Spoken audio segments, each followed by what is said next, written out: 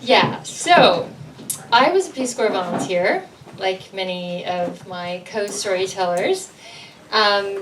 And how many of you guys have heard of the slogan, the toughest job you'll ever love? Yeah. Anybody? Yeah. Okay. So that's Peace Corps slogan. And for me, it was pretty much true. I lucked out. I got to go to Morocco, which, give me a break. I mean, it was not a hardship post. The volunteers next door in Mauritania, where there was desert, there was potatoes and onions to eat. They would all come to Morocco to, take a break because, let's face it, they had kind of not a cushy post. So, all in all, Morocco's a beautiful place. Tourists go there, it's exotic. They can go to Marrakesh, buy carpets, la la la. It's gorgeous, right? So, basically, I loved it. But there's one thing that I really didn't like about my time in Morocco, and that was the street harassment from the men who would sit in their cafes, their little cups of coffee and their cigarettes, and they would spout out whatever. Usually it was pss, pss, pss, pss, gazelle.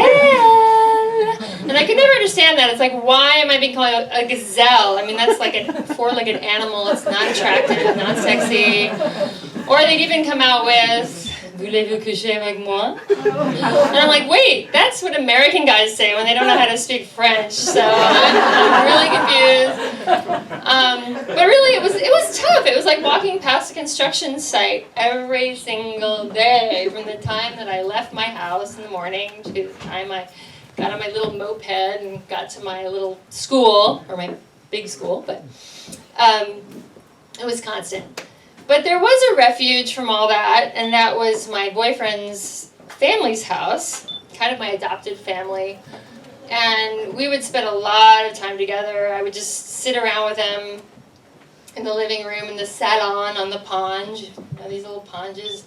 And we'd usually be sharing this yummy tagine, like a chicken and preserved lemons, or lamb and almonds with prunes, not shabby as far as eating. And we'd be chatting, and my boyfriend's father would speak to me in classical Arabic, and I'd understand nothing. And I'd be like, yeah, smile, wave, But wonderful family. And usually the TV was on while we were having lunch or dinner, and it would be maybe an Egyptian soap opera or a really, really bad American TV show like Dallas or Knots Landing. And I thought, oh God, that's what they think of Americans. But that's what we Peace Corps volunteers were there for, to show them something else, right? So one day we're just sitting around shooting the breeze, and Miami Vice comes on the TV. And I don't know if you guys remember that, if you were of that ilk, but Miami Vice is like the quintessential cop show of the 80s, and it was very popular at the time, late 80s, early 90s. Basically there's a white cop and a black cop, and this is back when cops were actually respected. And they were like bringing down the drug czars in Miami, and they're like, in the speedboats, and the music's going, and very, very, very, very popular show. But I see it on TV, and I'm like, oh my God, I left that. And that was a different form of harassment that I experienced 1 year earlier when I was, yes, the very most youngest intern ever at Miami Vice, the TV show. I'm going to keep going before you can do the math. Anyway, I didn't bother to explain to my family that I had ever worked there, because they would have thrown all these questions at me like, oh, how glamorous was it? Did you get to meet Don Johnson? And I'm like, oh, I couldn't deal with that because it really was not glamorous. So, on that note, I'll go rewind back to when I worked at Miami Vice as a lowly little intern, making $300 a week. because I got a communications degree from a Florida State school, so they would pay my salary, which was $300 a week. So basically my job in the producer's office was just to answer the phone. Very simple, not too complicated. Phone would ring and I'd say, producer's office, Miami Vice, may I help you? That's all I had to do. And a few other duties. One was getting groceries for the set, because they had to go on their scouts and they had to have Evian water in the van or all hell would break loose. So I would get up at 7 a.m. and leave my little house in Miami and to get there at 8:30 because of the traffic. And, but the most important thing was that I would get at the store low-fat, no-salt bran muffins for the producer. The producer, whose name was Richard Bombs, ran the place with an iron fist. And if he didn't have that low-salt, no-fat bran muffin on his desk at 9 a.m., you better believe I would have heard it about it. So just think of Swimming with Sharks, if you ever saw that movie. I mean, it was really like that. This guy was such a not nice person.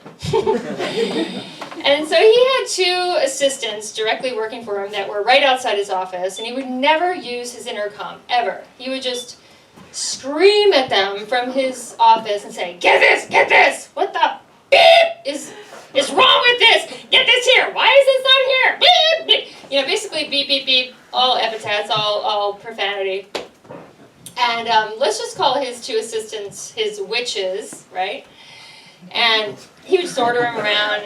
And if he didn't have that bran muffin, well, I was across the hall, so I was a little bit away from the fray, I was like, God. But I made sure that he had that damn bran muffin on his desk every morning. So anyway, one day, not too far into my tenure at this Miami Vice producer's office, I got a phone call. Phone rings. Ring. Producer's office, Miami Vice, may I help you? Give me dick. That's weird.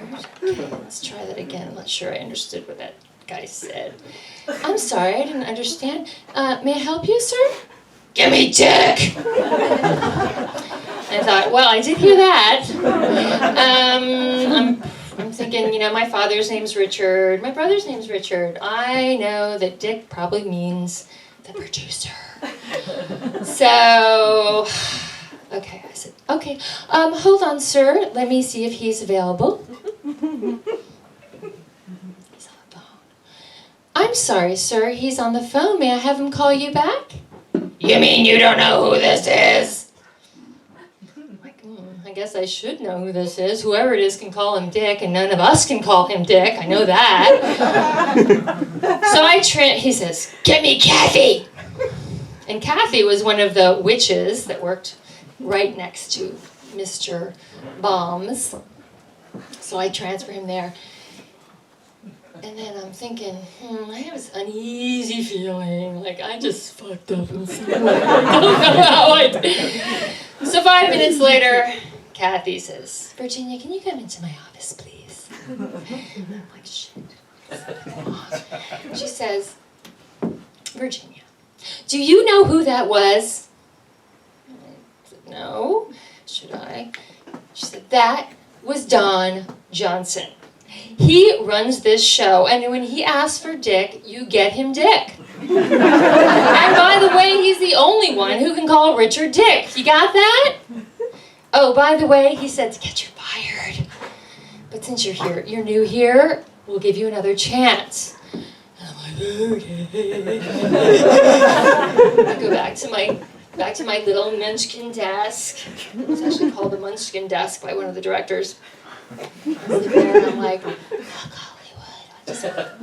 I'm never gonna come back here again. I'm not gonna become anything here. Phone rings again. Ba-ding. Producer's office, Miami Vice, may I help you?